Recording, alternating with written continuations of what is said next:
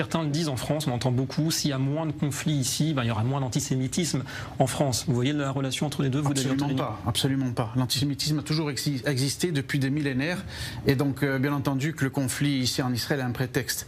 Et l'antisionisme, c'est le paravent parfait pour voilà, toute la racaille islamiste qui ne fait pas de différence entre un juif qui vit en France ou un juif qui vit en Israël.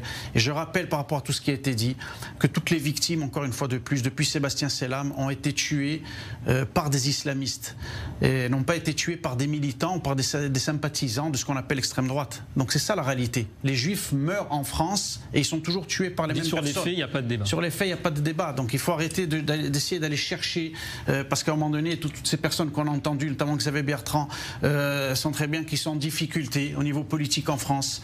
Ils savent pertinemment que les partis, notamment le Rassemblement national, est en passe peut-être de l'emporter en 2027. Donc il faut être à un moment donné sincère.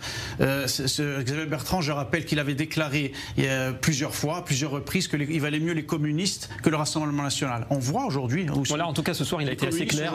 La LFI, on voit la LFI.